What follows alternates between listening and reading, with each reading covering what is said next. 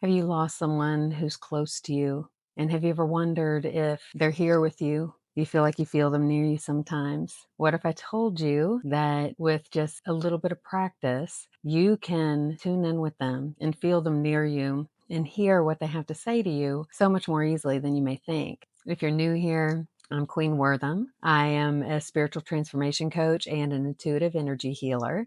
I do spirit readings here on YouTube for celebrities. I also just share my thoughts with you all, just whatever feels alive in the moment. And I work with clients one on one to help them through whatever it is that they're struggling with. And I can get messages directly from their angels and guides. So I lost my husband 7 years ago. We were together for 23 years. I was overwhelmed with grief for so long, for so long.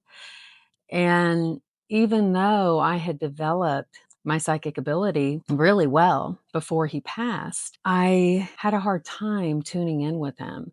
I think a big part of it was that it was just too painful. It was too painful to feel him and to be faced with the fact that he wasn't here. And I would tune in with him occasionally when the stars would align. Even though I'd been doing spirit readings for people professionally, and I was able to tune in with anyone they wanted me to tune in with and get messages from anyone they wanted me to tune in with, I still wasn't connecting with my husband on a regular basis. In the West, for the most part, when someone passes away, we cry and we grieve them shortly after they pass. And then the more painful the loss is, the less likely we are to talk about it. It wasn't until I started working with my mentor and friend, Jocko Vaughn, that I realized that tuning in with my late husband was such an essential part of my path of expansion, my spiritual awakening. Reconnecting with him has been so grounding for me. I found that I literally have taken on some of his qualities. Like I was using the drill to hang up some pictures, and I was just suddenly so good at it. I was like, wow, when did I get so good at this?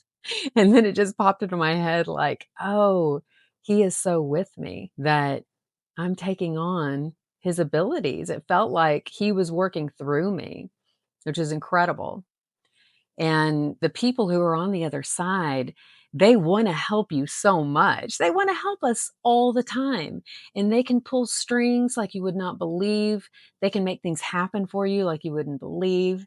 And so giving them a place to connect their energy into 3D makes it so that they can more easily bring you the things that they've been planning for you. So what Jocko told me to do, which I would highly suggest that you do, is to make an altar. So in Western culture, we don't really have the traditions that they do in South American cultures or in Eastern cultures where there's a altar in the house and mourning the dead is just a part of paying your respects. The more three-dimensional objects there are that represent the person who's passed, the more they can become embodied and help you in the 3D realm. For the altar that I made for my husband, I hung a painting that I did of him over the altar. I put some things on the altar that belonged to him. I put his jewelry that he wore every day, and I put his bag that had his things that he carried with him every day onto the altar. I put things on the altar that I consider to be highly valuable. So I put some crystals on the altar that I especially love. And then he said to also put something on the altar that represents death to you. So I had a cat bone that my husband had found out on our land, and we had lost many cats over the years. And maybe that cat bone belonged to one of our cats. So I have saved it for a long time and I put that on the altar. Then every day, instead of meditating on the couch, I meditated on the carpet next to the altar. And I would very intentionally tune in with him. So I'd like to know where you guys are in your path of developing your intuition. What I found is that almost anyone who goes deep into meditation on a daily basis will very naturally, very effortlessly develop their intuition. you may have a meditation practice, but you may not be using it in this way. And even though your psychic ability may not be quite as developed as mine is at this point, it's still something that we as humans are capable of developing. The most important thing is just to believe that it is possible for you to hear them. And the more you believe, the more you open up those channels to be able to hear it. You may have something pop into your mind and you might wonder, like, was that a message from them or was that just my thoughts? If you ask them a question, and whatever it is that pops into your head the first time is probably what you're looking for. It may not be extremely accurate, but chances are you're on the right track. And literally, if you just believe it, then it will get stronger and stronger. I believe that almost all children are born with the ability to see non-physical energy and non-physical intelligence. In Western culture, it's not talked about, so it's not reinforced, and they eventually lose the ability to see. But there are some kids who are lucky and they come in with such a strong intuitive ability that they never lose it, or they come in with just a normal amount of intuitive ability and it's encouraged by the people around them. So, what's your experience been with that? If you're interested in hearing more about how to tune into your psychic abilities, let me know in the comments, and I will definitely make a video for you on that. So, I wanted to tell you guys about this experience that I had today. I was tuning into his energy and going really deep into meditation. The whole meditation lasted for about an hour. About 10 minutes in, I heard him say, "I'm going to show you something." I was like, "All right." So I put my attention on my heart center, just like I always do. I found that putting my attention on my heart center when I'm meditating is so much more powerful. And I hear messages from non physical intelligence so much more clearly. So put my attention on my heart center. I kept going further and further into the center of my heart. When I go really far into the center of my heart, and I just imagine just going more into the center and more into the center and more into the center, then eventually I'll hit this place that feels like I'm reconnecting with source energy. So he's taking me there. And going into it felt a little different today. It felt a little more watery. I don't really know how else to explain it. Felt like I was just going into this watery environment and I could see the ripples on the surface of the water and I felt very, very blissful. And he showed me a memory of when I was a very small newborn baby and my mother was holding me and I could feel her love and it felt so strong. And it felt like the love of God.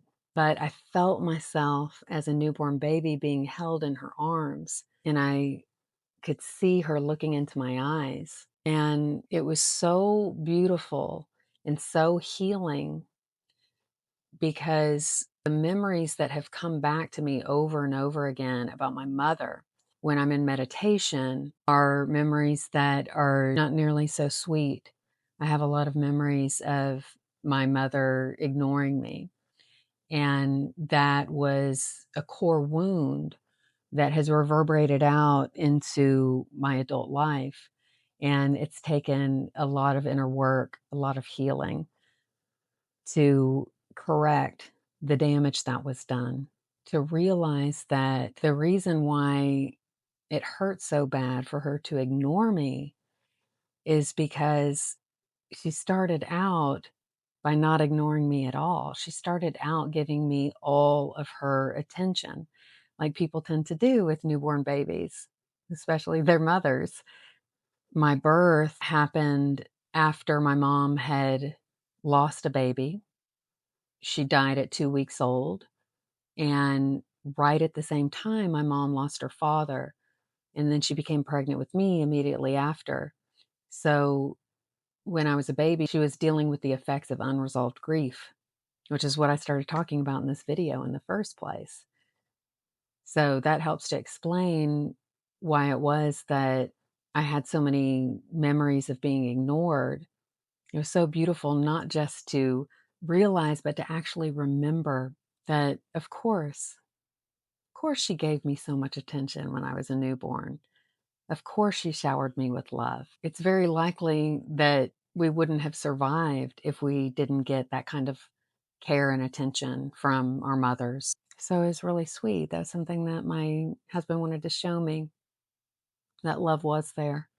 And even though I did have that core trauma, that core wound of being ignored, I must have learned how to love somewhere because I'm a very, very loving person, a very loving mother, very attentive mother. And I'm very loving as a partner too, very physically affectionate, very verbally affectionate. So I know that I wouldn't have those receptors in my brain to feel all of that dopamine and oxytocin if they hadn't developed in me when I was a tiny little infant. So isn't that cool? So how about you? Do you have an altar? Do you use it for meditation? Do you pray at the altar on a regular basis? Or if you don't have one, are you interested in making one? Let me know what your questions are. I love to hear what you guys have to say in the comments.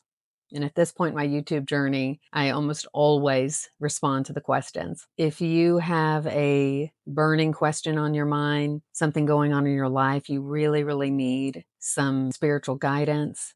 You need a kind of truth that you can really, really feel. I'm offering for a very limited time an instant insight spirit reading. It's just $99, and the link to find out about it will be in the description. Most of my spirit reading packages are significantly more than that. And so it's just a way to get a quick answer on the most important thing that is tugging at your heart right now. So it's really easy. You just fill out the form and let me know what's going on with you. And within 48 hours, I will send you a 15 to 20-minute voice note, and I will most definitely answer your question. I will give you a brief explanation of what I'm seeing in your energy field, and I will let you know what the deeper issue is underneath the question, because there's always something going on underneath it. Always, always.